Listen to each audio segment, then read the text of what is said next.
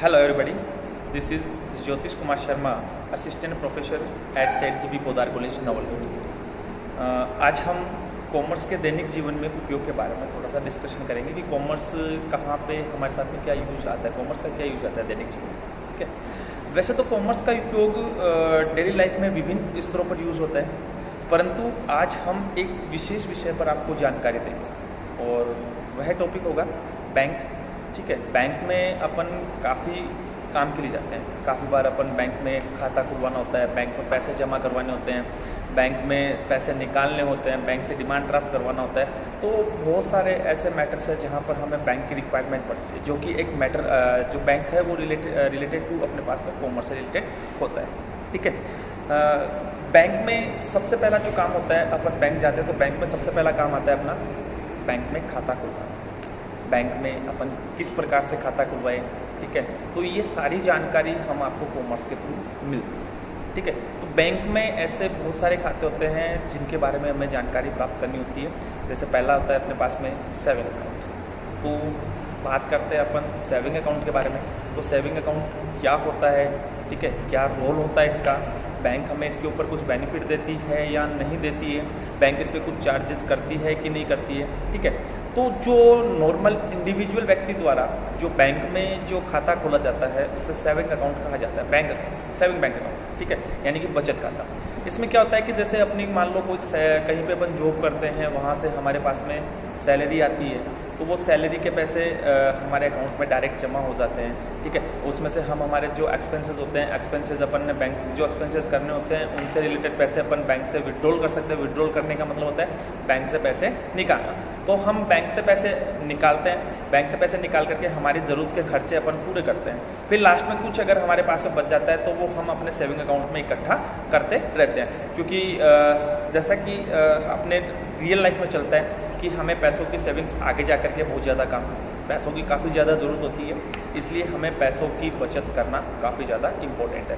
तो पैसे हम क्या करते हैं, कमाते हैं, उसमें से कुछ खर्चा करते हैं और कुछ बचाते हैं। तो जो बचाए हुए पैसे हैं वो हमारे बैंक अकाउंट के अंदर क्या होते जाते हैं, ऐड होते जाते हैं। ठीक है, तो अब बैंक हमारी बचत पे क्या करती है, हमें कुछ ना कुछ इंटरेस्ट देती है। ठीक है, जो भी है बैंक ने ब्याज दरें जो डिसाइडेड कर रखी है वो सारी ब्याज दरें हमें कौन देती है, बैंक में ब्याज देती है हमारी सेविंग्स के ऊपर। जितने रुपए हमारे जमा है उसके ऊपर 4% की दर से, 5% की दर से जो भी बैंक्स की जितनी इंटरेस्ट रेट होती है वो सारी बैंक हमें प्रोवाइड करवाती है। अब बात करते हैं कि बैंक में अपन दूसरे प्रकार का खाता आता है अपने पास में सेविंग अकाउंट।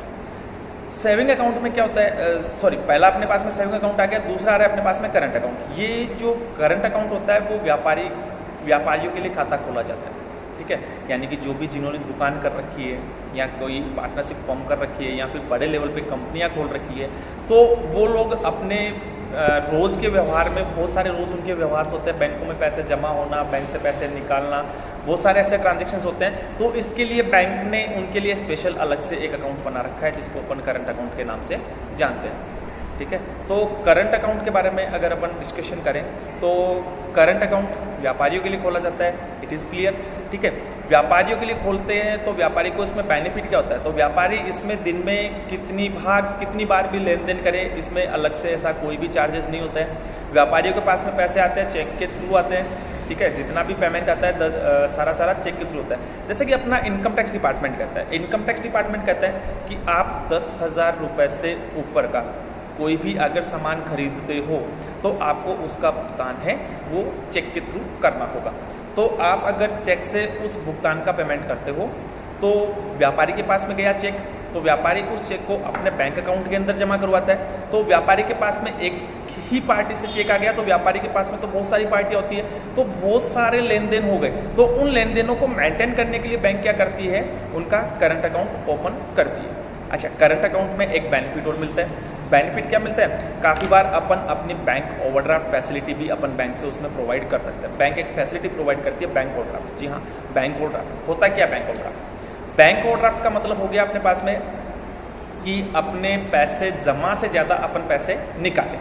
जैसे सपोज करो कि मेरे अकाउंट में पैसे पड़े 5,000 रुपये, मेरे को किसी को 50,000 रुपये का पेमेंट करना है, मैंने अगले को चेक काट के दे दिया, तो बैंक ऐसे में नॉर्मली अपने सेविंग अकाउंट से ऐसे पेमेंट नहीं करती है। अगर मैंने करंट अकाउंट खुलवा रखा है, करंट अकाउंट खुलवाने के बाद में बैंक से मैंने मेरी लिमिट बनवा रखी है, यानी कि अगर ओवरड्राफ्ट फैसिलिटी मैंने अगर बैंक से ले रखी है, तो बैंक क्या कर देगी, जितने रुपए तक का मेरा माइनस में बैलेंस हो सकता है उतने रुपए तक माइनस में मेरे साथ में काम बैंक करेगी। यानी कि अगर मैंने 50,000 रुपये का चेक दे दिया, मेरे पास में मैंने फैसिलिटी बैंक ओवरड्राफ्ट ले रखा है 1 लाख रुपए का, तो मैं 50,000 रुपये का पेमेंट इजीली कर सकता हूँ, यानी कि माइनस में 1 लाख रुपए तक का मैं काम कर सकता हूँ। ये सारी फैसिलिटी हमें किस में मिलती है, ये सारी फैसिलिटी हमें मिलती है करंट अकाउंट। तीसरे प्रकार का अकाउंट आता है अपने पास में, जिसका नाम अपने पास में डीमैट अकाउंट।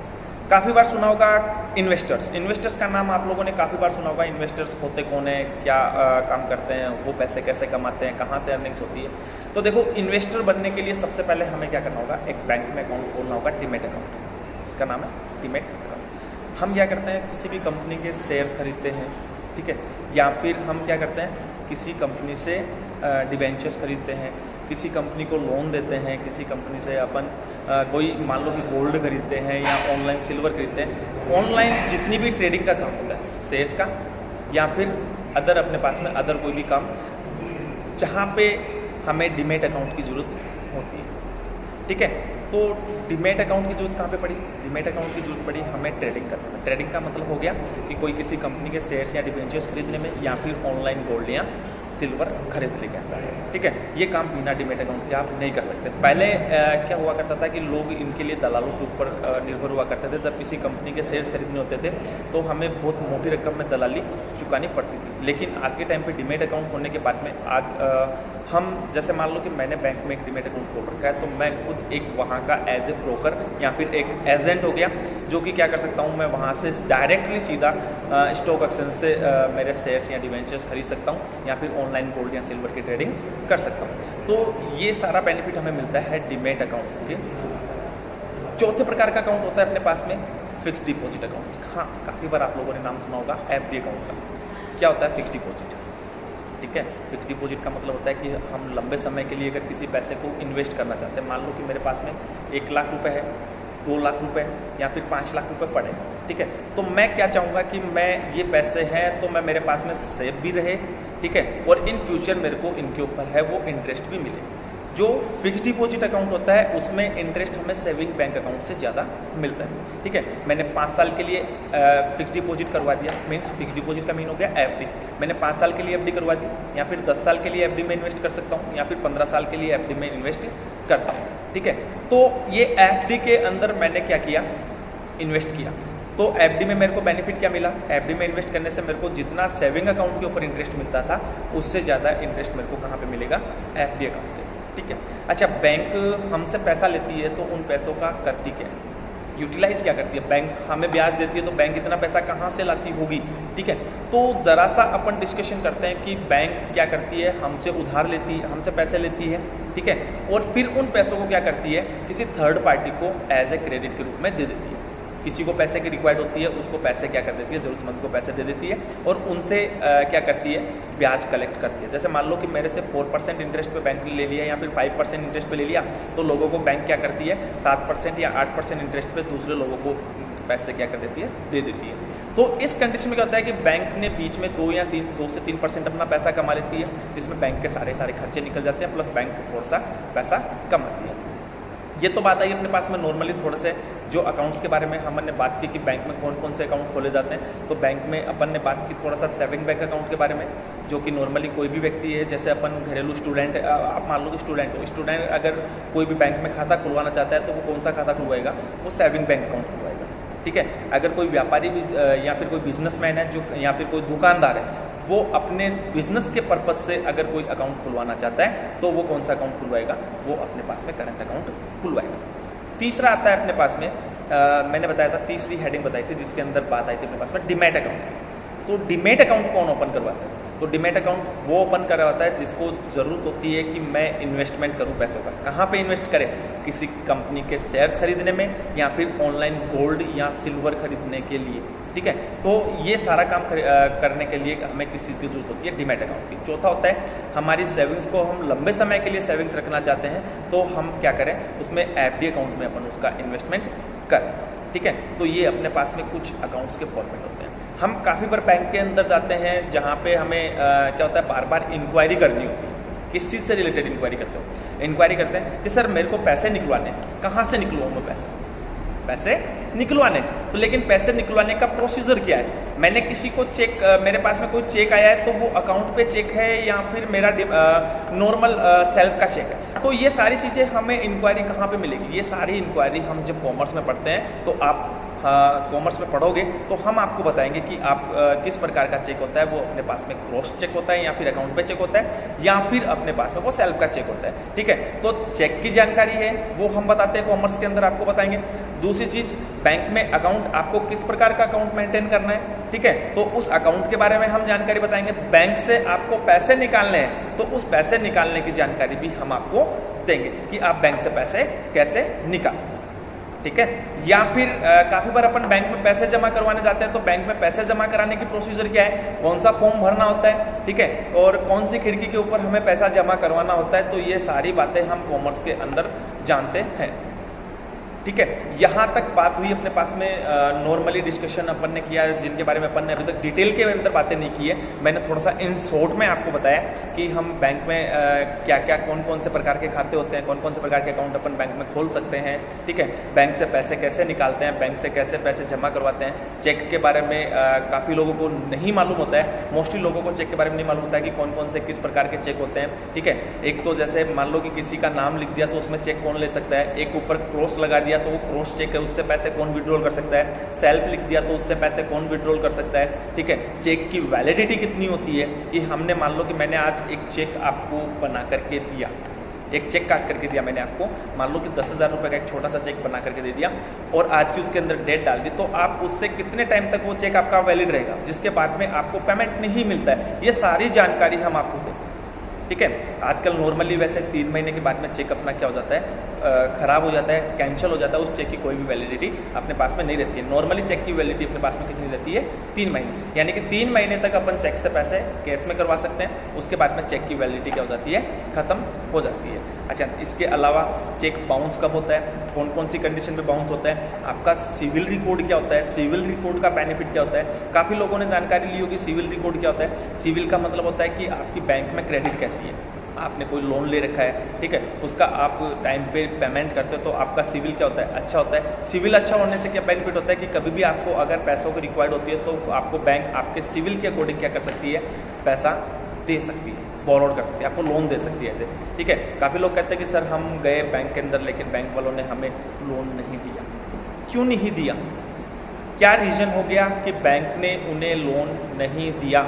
उनके पीछे रीज़न ये हो गया कि या तो उनके पास में प्रॉपर डॉक्यूमेंट्स नहीं है, क्या क्या डॉक्यूमेंट्स की रिक्वायर्ड थी जो बैंक रिक्वायर्ड करता है वो डॉक्यूमेंट्स नहीं थे, या फिर उनका सिविल पहले से ख़राब हो रखा है, उन्होंने पहले से बैंक से लोन ले रखा होगा, ठीक है, और उसकी टाइम पे इंस्टॉलमेंट्स है वो पेमेंट नहीं की होगी। तो ये सारी जानकारी हम आपको कॉमर्स में बताएंगे कि आप बैंक में बैंक से रिलेटेड वर्क को वो कैसे करते हैं, ठीक है। काफ़ी बार अपन जानना चाहते हैं कि डेबिट कार्ड और क्रेडिट कार्ड में क्या डिफरेंस होता है, ठीक है। डेबिट कार्ड का मतलब होता है कि हमारे अकाउंट में पैसे होने चाहिए। अगर आपके अकाउंट में पैसे हैं तो आप डेबिट कार्ड से पैसे कहीं से विड्रॉल कर सकते हो, ठीक है। आजकल तो काफ़ी जरिए चल गए अपने पास में, फ़ोन पे, गूगल पे, ठीक है। ऑनलाइन नेट बैंकिंग अपने पास में काफ़ी ज़्यादा चल गई है, जिनमें किस चीज़ की रिक्वायर्ड होती है अपने पास में, जिसमें हमें कुछ डेबिट कार्ड की जरूरत होती है। जैसे फ़ोन पे में हम फ़ोन पे से अगर अपने को अकाउंट क्रिएट करना है तो उसके लिए हमें डेबिट कार्ड की जरूरत होती है। डेबिट कार्ड का मतलब हो गया कि जिसके अंदर हमारे पास में बैंक अकाउंट में हमारे पहले से पैसे जमा पड़े। मेरा सेविंग अकाउंट खोला हुआ है और उस सेविंग अकाउंट में मेरे पास में कुछ पैसे पड़े हैं, तो जितने रुपए पड़े हैं वो मेरे डेबिट कार्ड से निकाल सकता हूँ। ये तो होता है डेबिट कार्ड। क्रेडिट कार्ड क्या होता है, क्रेडिट कार्ड का मतलब होता है कि बैंक हमें क्रेडिट प्रोवाइड करती है। आपके पास में अकाउंट में पैसे नहीं है लेकिन बैंक ने आपको क्रेडिट दे रखी है कि आप 1 लाख रुपए तक या 2 लाख रुपए तक मार्केट में क्या कर सकते हो, शॉपिंग कर सकते हो, ठीक है। तो अगर आप मार्केट में शॉपिंग करते हो, आपके अकाउंट में पैसे नहीं है, आपके अकाउंट 0 बैलेंस पड़ा है, आप उससे शॉपिंग करते हो, तो वो जो कार्ड होता है वो अपने पास में क्रेडिट कार्ड कहलाता है, ठीक है। क्रेडिट कार्ड का एक सर्टेन टाइम के बाद में अपने को पेमेंट करना होता है, जो कि अकॉर्डिंग टू द बैंक्स होता है, ठीक है। वो भी हम बताएंगे कौन सी बैंक का क्या टाइमिंग होता है, कितने समय में पैसे डिपॉजिट करवाने होता है। किसी बैंक का 45 डेज होता है, किसी बैंक का 50 डेज होता है, ठीक है। क्रेडिट कार्ड स्पेशली किसी पर्पज़ के लिए दिया जाता है, ठीक है, कि आप मान लो कि पेट्रोल खरीदते हो तो उस पर आपको बेनिफिट मिलता है, या फिर आप राशन खरीदते हो तो उस पर बेनिफिट मिलता है। आप लोग EMI से अगर कोई चीज़ लेना पसंद करते हो, जैसे आजकल ऑनलाइन शॉपिंग, ऑनलाइन ट्रेडिंग का काम चल गया, तो ऑनलाइन शॉपिंग अपन करते हैं अमेजोन, फ्लिपकार्ट, ठीक है, और भी बहुत सारी ई-कॉमर्स की अपने पास में लाइन्स है, जहाँ से हम क्या करते हैं, शॉपिंग करते हैं। तो शॉपिंग करते हैं तो अगर हम EMI का ऑप्शन वहाँ पे सिलेक्ट करते हैं तो वो पूछता है कि आपके पास में क्रेडिट कार्ड है क्या। क्रेडिट कार्ड है तो आपको EMI मिल जाती है। ऐसा क्यों होता है, इसके बारे में जानकारी हम आपको कहाँ से देंगे, हम आपको देंगे कॉमर्स में आने के बाद में, कि क्या आप जानकारी पाना चाहते हैं, ठीक है। तो आज मेरे अकॉर्डिंग काफ़ी होगा कि हम लोगों ने थोड़ा बहुत शॉर्टली डिस्कस किया है इसके बारे में, बैंक के बारे में, कि बैंक में क्या क्या काम्स होते हैं। अगर कॉमर्स लेते हो तो इसके बारे में हम डिटेल में पढ़ेंगे कि हमें क्या क्या करना है, क्या नहीं करना है, कौन सा विड्रॉल स्लिप है अपने पास में, कौन सी डिपॉजिट स्लिप है, ठीक है, क्या अपने पास में चेक होता है, क्या RTGS होता है, ठीक है। तो इन सब चीज़ों की जानकारी हम आपको किस में देंगे, कॉमर्स में देंगे। तो मैं अपनी इसी बात के साथ में अपनी वाणी को विराम देना चाहता हूँ। धन्यवाद कि आप लोगों ने मुझे इतना सुना।